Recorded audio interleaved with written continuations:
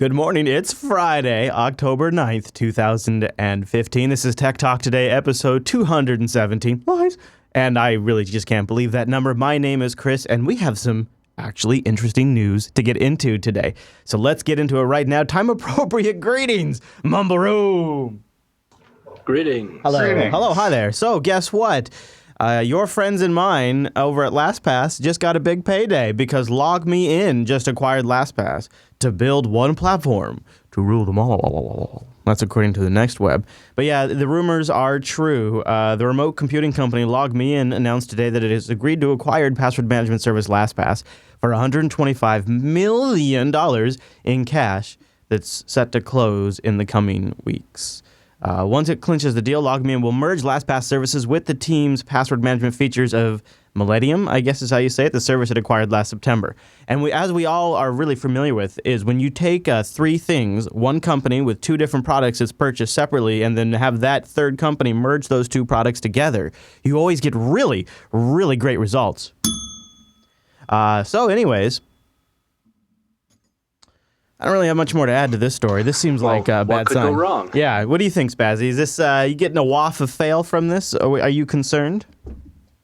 Well, as a LastPass user, yeah, I'd be kind of concerned. Just to see what the privacy policies are now going to be and how stuff's going to change once they get acquired. Yeah, I have to tell you, this is seeming like, I don't know what it is about LogMeIn that gives me the heebie-jeebies for some reason, but it's giving me the heebie-jeebies. And the password stuff is, well, I mean, this is why everybody always says you should use KeePass, right? This is what one of the arguments is because, you don't want to be tied to a service. And, I think often where we get caught up in the debate about having your data locked up into a service or using Facebook to log you into Patreon or in all the different ways you can use third-party services to make your life a little bit easier, we always talk about what if it goes away? What if they shut down one day? This is a common argument you'll hear us make. What if that back-end service were to shut down and then you couldn't use the product anymore? That's not actually really what's most likely to happen. This is what's most likely to happen. They get sold. They get sold to a company that you don't like, a company you don't agree with, and things happen that they wouldn't have happened if they hadn't been sold. And that's really the problem with depending on third-party services. So, I'm at the LogMeIn website right now. They say they have 300 million devices in the LogMeIn cloud since 2003. I don't know. LogMeIn International. Let's see here. Got a video about them. How about that? Oh, it's already awful. Oh, no. LogMeIn is trying to solve the problem of how do you get people to connect with each other and the world around them in a way that's safe, simple, and secure. We have a motto in the products team that we try to make the complex simple and the simple fun. I like everything about working at LogMeIn. My favorite part of working at LogMeIn is definitely the atmosphere and the people. The culture is Okay. So I guess they're their own independently owned company. That's what actually I was trying to get to the bottom of. I was trying to figure out if Citrix owns them or not. Or if, that's now who buys them. Isn't that sort of the issue? They have LogMeIn Central, LogMeIn Hamachi, which some of you may be familiar with, LogMeIn Backup, Millennium, Cubby, LogMeIn Rescue, Bold Chat. A lot of different products. And now they have LastPass. I have to really make a serious decision here. I'm not quite sure what I'm going to do. Sean, are you a LastPass user by chance? No, Do you use any password manager? not at the moment. My but it's becoming brain. increase That's what bigger you're supposed concern. to say. You're supposed to say my brain. Well, I guess, is LastPass off the list now for you, or would this not affect your decision? Well, I've always been a little bit more favored to rolling my own because I trust myself more than them anyway. Yeah. Okay. Fair enough. There. Oh, I'm going to be reflecting on what to do about this. All right. Well, moving on, the Obama administration is opting not to force firms to include backdoor decryption, beside the behesting of James Comey. But it sounds like they're not going to necessarily persuade lawmakers from doing it. The administration will try to persuade companies instead that have moved to encrypt the customer's data to create a way for government to peer into it. They're still going to ask for it, but they're not going to try to do it from like an executive order level. So that seems to be some pretty good news as far as that. However, no real word on what lawmakers are going to do and what might happen there. I don't, for some reason, feel like this fight's over either. What do you think, Sean? Do you think that we're here at the end of the FBI driving for backdoors and encryption? No, they're never going to stop driving for backdoors. Yeah, I just, to me, feels like the fight has maybe changed, and something that a lot of things go on behind doors that sometimes, we don't have any any idea of until much, much later. But it's something we'll keep watching. I mean, this seems like, if nothing else, a good step, and that is a great photo of James Comey right there. All right, this next story is kind of interesting. It made me go, what? Mozilla Firefox, as you probably already know, is dropping support for the Netscape plugin API at the end of 2016. However, I didn't know that Firefox is going to be keeping Flash around using that same API, apparently. Mozilla today announced that its intention to remove the Netscape plugin application programming interface plugin support from Firefox by the end of 2016. The company has been working along with other web browser makers to implement functionality like streaming video, advanced graphics, and gaming features that are available only via this plugin to hopefully get them to use something else. However, there's a bit of a problem because our buddy Flash uses this plugin API. Just like Google, though, Mozilla and Microsoft is making an exception for Flash. They say because Adobe Flash is still a common part of the web experience for most users, we will continue to support Flash within Firefox as an exception to the general plugin policy. Mozilla and Adobe will continue to collaborate to bring improvements to Flash experience on Firefox, including the stability and performance features and a security architecture. You know what? Well, so then doesn't that mean that the plugin API is still there? You're just turning it off? That sounds like it's still ready for exploit. See, I thought you were actually removing that code from the web browser. That was why we were all giving up our stuff. That's why users were being inconvenienced, because you were going to take that whole NP API layer out, and now we were going to be safer. But now it sounds like you're actually keeping it for the worst offender of them all. The one that you just had to disable a couple of weeks ago across all browsers. You remember that? You remember that? That one. I swear I do not. So this is the company. Mozilla is the group that screwed over H.264 and made sure that Flash stuck around longer and gave Silverlight a chance to take over sites like Netflix. And then, years late, retracted on it and worked with Cisco to get Open H.264 in the browser and still really rolled out a half-assed implementation for the first few updates. This company is now going to be one of the leading companies to make sure we continue to get Flash. I don't get their logic. I do not understand. Are they for the open web and open standards? Or are they for delivering advertising in tiles and making sure the proprietary standards stay along much longer than they need to? I just don't get them anymore. Of course, I'm not a daily Firefox user. I did use Firefox today. Ironically, I had to use Firefox today because it has the NP API plugin architecture, and I could use GNOME's extensions website to update my extensions because I just updated GNOME 3.18. Like, that's the reason I use Firefox now, is because it has that plugin API. That's pretty much the only reason I launch it now. At least it'll still have Flash. You guys, any thoughts on the mumble room before we move on? Nobody wants to come to Firefox's defense. Sigh. All right, well, let's talk about a little bit of a controversy that is brewing in the background. This to me, I find it to be an interesting, like, there's real-world results, then there's benchmark results, and I don't know where this one falls down. So you may have heard by now that there's two different sources for the processors for Apple's A9 CPU in the iPhone 6s. TSMC and Samsung. And it turns out Samsung's actually making a smaller chip. However, the larger chip from TSMC seems to be performing a bit better, and in some benchmarks, getting like an hour more battery life. In fact, they're looking at the Geekbench 3 battery test, and when they ran the battery down to 50%, they discovered that the TSMC iPhone 6s lasted 50 minutes longer than the Samsung version, resulting in nearly 1.5 times difference in battery life. The thing is, as a consumer, you have no idea which one you're going to get. And some people are calling it Chipgate. That's kind of funny. Hey guys, this is Austin. Reports have come out that some versions of the iPhone 6s have up to 20% less battery life, but is there actually any difference? It all comes down to the chips inside. Unlike previous iPhones, the 6S can have 2 different processors. Chipworks took a closer look and found something interesting. They're I don't actually know if this is the first time that Apple's ever done this, actually, to be honest with you. physically different sizes. If you opened up an iPhone 6S, you would find one of 2 chips. One built by Samsung that measures in at 96mm squared, and another built by TSMC that comes in at 104.5mm squared. The difference comes because they're built on 2 different processes. So the Samsung's 14 nanometer and the TSMC is 16 nanometer. Now you would think the 14 nanometer would be the lower powered, more efficient one. It is not. I don't know why that is. Could be a lot of reasons, actually. That when you get down to that size, it's kind of ridiculous. Now, the benchmarks ran, and people have been getting all up in arms over this big difference. So Apple actually has responded this morning. And Apple claims that there's only a 2 to 3% variance in real-world battery use. Apple has quoted, they say, with the Apple-designed A9 chip in your iPhone 6s and iPhone 6s Plus, you are getting the most advanced smartphone chip in the world. Every chip we ship meets Apple's highest standards for providing incredible performance and delivering great battery life, regardless of the iPhone 6s's capacity, color, or model.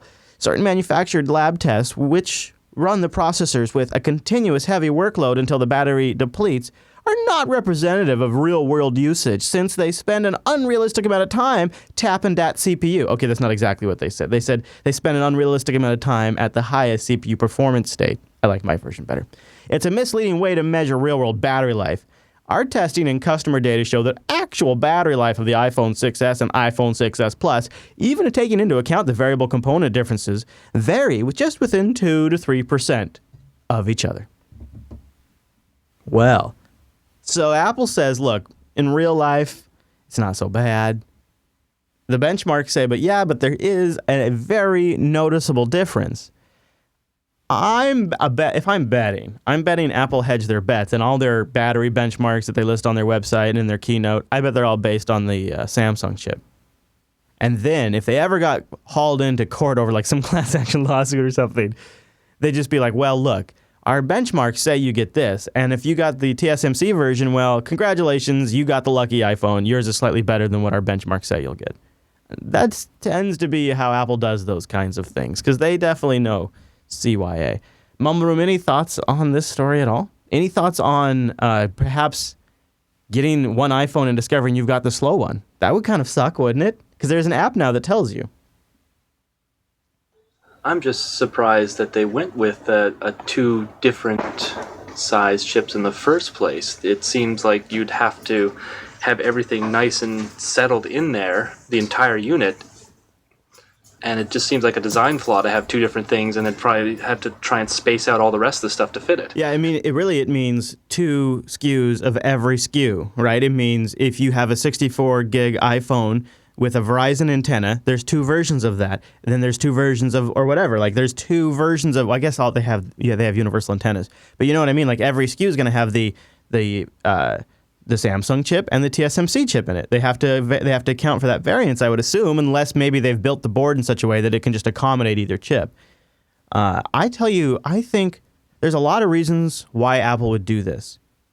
Number one reason is I'm sure it's not above them to just not give as much money to Samsung and to try, because you got to figure Apple's sitting here going, geez, we're making our number one competitor more rich by building our own product that we're competing with them. We should probably give that money to TSMC or somebody else. And so you got to figure that's part of their calculus. The other thing is, it's fun to think about the scale at which Apple now operates when they're building these products. I mean, it's pretty remarkable to move 13 million of anything in a single weekend. Not to mention, I believe it's today, they're opening up sales in 40 other countries. That's amazing. So they've sold in one weekend more of the iPhone than some Android phones will sell a single model of an entire year, right? Definitely. That's just an amazing number, and they did it in one weekend. And but if you think about the manufacturing ramp up that went behind that, all the sourcing of all of the raw materials and all of the pre-assembly, I bet they have to go with 2 companies just for the load. Just because they're building so many of them. So not only are they, it's actually really brilliant, because not only are they not giving all the profit and proceeds to Samsung, but they're also training another company on how to build this chip for them so that if they ever have to walk away from one or the other, they've got a secondary supplier. And at the same time, they're dual sourcing supplies so that way they have probably double the production capacity or near it. It's actually pretty brilliant. Sounds exactly like something Tim Cook would do. But it's a little inconsistent. It's a little unfortunate that you can go in. I mean, I'll be honest with you. If I went and got an iPhone 6S, because it does... See, here's the thing about that 6S that almost just sells me, is it's got optically stabilized 4K camera on the Plus. And there's other phones out there that do 4K, but usually they don't beat the iPhone's optics.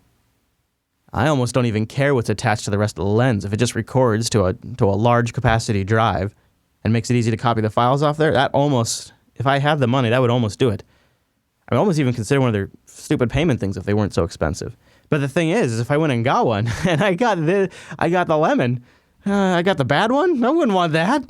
I wouldn't want that. So if you are in the market for an iPhone 6S, I would wonder if this doesn't shake itself out, say, after the next batch. Because you figure all of the phones that are flooding the market right now were pre-manufactured probably before the launch day. Now, I mean, how else are they going to move that many units? They've probably been building these things for months. That's what the rumors in the supply chain say, too. So you figure once they get another run going, maybe they iron some of these things out. That's happened before, if you recall, with previous iPhone releases. So it might be worth waiting if you're thinking about it. But it is an interesting story that it took about 3 days to get it took till today, really, to get in the mainstream press. TechCrunch ran a story about it today. It's interesting to see some of the more technically complicated stories, how long it takes for it to actually bubble up to the top. I started reading rumors about this Wednesday and watching the benchmarks in YouTube videos Wednesday. It didn't really feel like much of a news story at the time because it was just a couple of people that were talking about it. But it's interesting to see that it developed over Thursday and now today. So it took about 3 days total before mainstream press managed to pick it up. It's just kind of an interesting lag time. If it was about an emoji, I think it probably would have been front page news immediately. Hey, so yesterday we talked about mobile payments, and some of you in the mumble room were like, nah, I've never even done mobile payments before. So this was linked to us in the subreddit. Sorry I didn't grab your name, I meant to. About mobile pay over at I believe it's a Dutch bank, and they talk about the success they've had with their mobile pay. I'll just play a little tiny bit of their video. I guess it's huge, like massive adoption. Like they launched it and it just blew up over there. Mobile pay makes it even easier to pay for goods using apps. So this When you bank... shop, simply choose mobile pay as your payment method, avoiding the hassle of entering card details. This bank basically opens up like a payment system for developers to integrate with, and then something else that is probably extremely common that a lot of us have heard about but don't know exactly how it works. I'm going to play a couple of minutes of this mobile payments in Africa, which has been in place for years, and they're not using NFC or anything like that.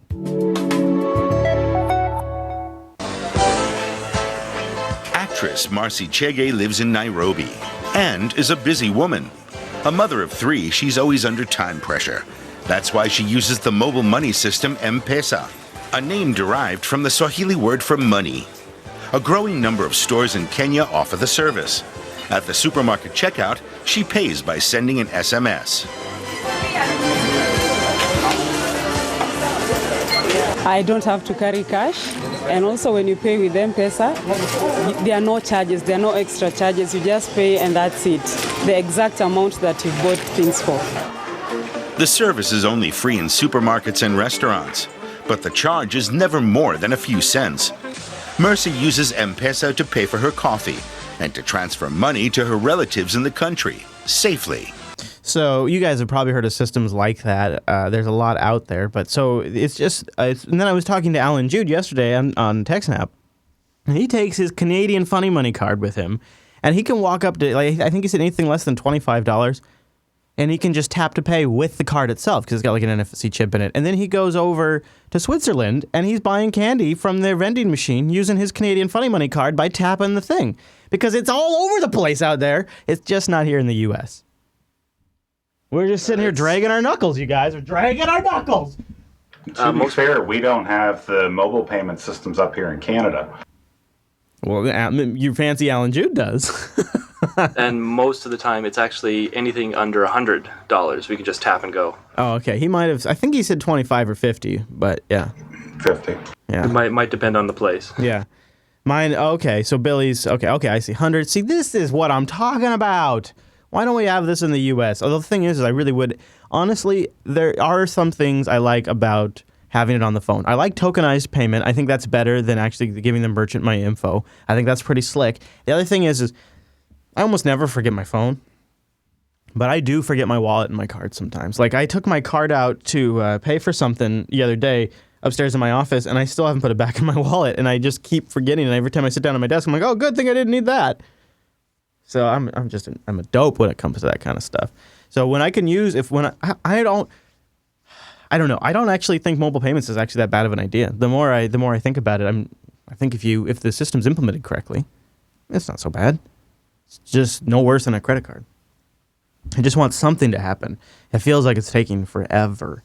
Hey, you know what else? Check out patreon.com/today. Boom, boom. I just posted another Rover log up there, and we'll have some Rover Rambler stuff coming up there later, which is exclusive for our patrons around the road trip. Patreon.com/today. No, that is a Tech Talk Today page as a thank you for supporting the entire network.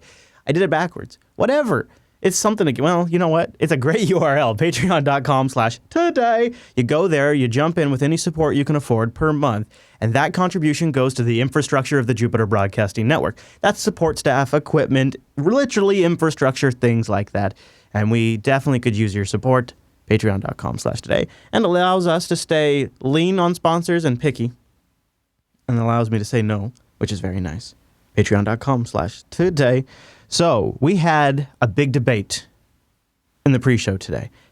One more TV intro or not? We decided to go one more because there's a sci-fi series that is underrepresented on the Jupiter Broadcasting Network, and today, that wrong is righted. I have never watched this series. I've tried. Never been able to get past the first season. In fact, I may have just given away what it is right there. If you're like me, you've probably never been able to get past the first season. But I'm going to watch this intro and see if I can change my mind. Thanks for joining me. Check the calendar for the live shows next week, jupiterbroadcasting.com/calendar. Coming up later on the stream today is the Linux Action Show. And then on Sunday, if all goes as planned, we have a batch of faux shows, including a play-along episode. I think we're going to be playing Distance, if I recall. And a special Sunday edition of Unfilter. That's right. So a big live show. So probably starting, I'm guessing, 10, 11-ish JB time, going to 3, 4 o'clock on Sunday. So a big batch of live shows coming up this Sunday at jblive.tv, jupiterbroadcasting.com/calendar for your local times, techtalktoday.reddit.com for content for this show. Thanks for joining me. See you back here next week. It was the dawn of the third age of mankind. 10 years after the Earth-Minbari War, the Babylon Project was a dream given form. Its goal, to prevent another war by creating a place where humans and aliens could work out their differences peacefully. It's a port of call, home away from home for diplomats, hustlers, entrepreneurs, and wanderers.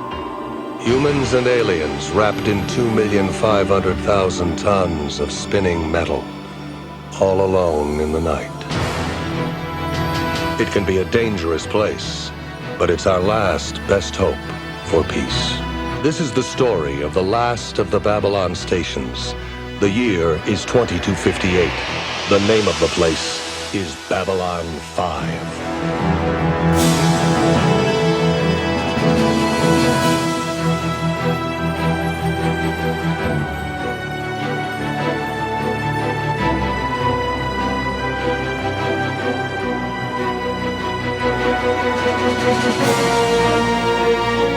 Thank you.